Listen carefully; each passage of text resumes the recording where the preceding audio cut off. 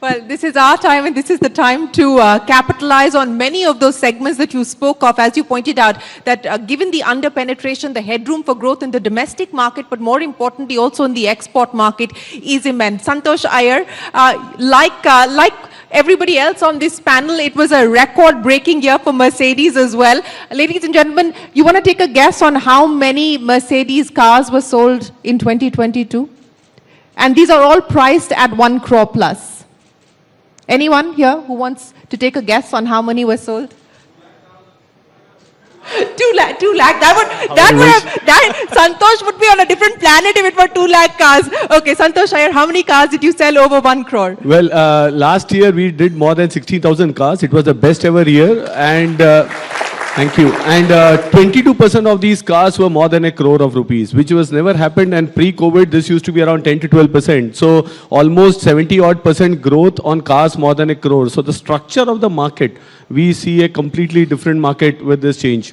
You know, but as we pointed out, there is severe under-penetration, and of course, taxation continues to be an issue that industry has been battling against. But that apart, when we are talking about the export opportunity as well as trying to cater to domestic demand, are you adding capacity at this point in time? What kind of incremental investments are we looking at? And how important is India from an export opportunity perspective?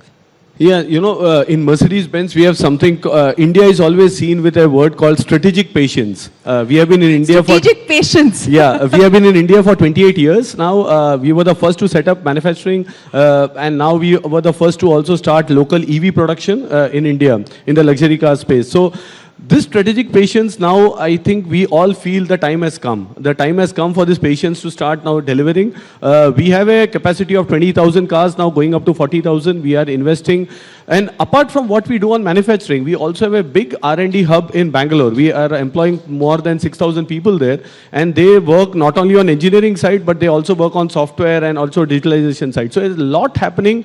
And we are quite proud to say that any Mercedes in the world has an India in it. Because there is an Indian engineer which has worked on some development, some patent creation, and we are already contributing to the global ecosystem. Well, it may not have an India-made component yet, but it certainly does have Indian design sensibilities, development capabilities as part of the product. But Saleh, let's talk about the export opportunity, and let's also address the issue of how strategic patience is finally starting to deliver for companies like Boeing as well, long-term committed investor here in India.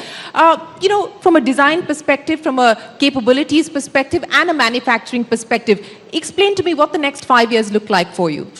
So what we've done, the next 5 years is going to be continuing to accelerate the trajectory that we've been on. So let me start on the engineering and manufacturing side. So over the last really 7 or 8 years, we've ramped up, we've taken a stepwise approach to increasing manufacturing here. From simple assemblies to more complex assemblies to large-scale aerostructures like the Apache helicopter, the world's leading attack helicopter. Those start their lives in Hyderabad today. Not just for the Indian Air Force, but for the US Army as well. So we've gone from there, we've worked with our partners here in India on things that are made using complex composite materials. That trajectory will continue to grow as we move into more complex systems. But one of India's talents that was raised earlier in the engineering is going to come into play there. Because many people think of engineering and manufacturing as separate, but they're actually joint at the hip.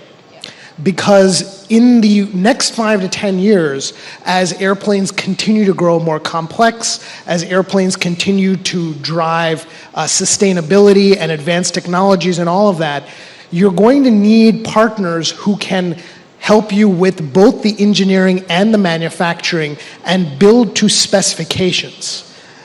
And that is a strength that India will have, because India will be able to pull together its long-time strengths in engineering with this manufacturing capability that has grown significantly over the last decade. And that's going to make India a leader in the manufacturing over the 5 to 10 years to come. Sanjeev, you know, I want to roadmap the next 5 years? And I want to get the perspective for ABB. You're sitting on a fairly strong balance sheet at this point in time. You've set aside, what, about 1,800 crore rupees? That's the corpus that you have to play with for acquisitions, inorganic growth opportunities here in India. What would you consider? What would you look at? What looks exciting? So in India, I think the way we run our business, we are a debt-free company. We don't bring money from outside. We are able to generate money here. We have a strong balance sheet. And we are looking at both organic as well as inorganic expansions. And if we are looking at targets in India, we are looking targets which complement as a bolt-on onto our existing businesses, both in the software as well as in the manufacturing area. So we have 18 business models. So each business model has been given the allocation, and they're looking out in the market which are the partners they can acquire, so that we have a bolt-on business model expansion. Anything on the anvil in terms of closure?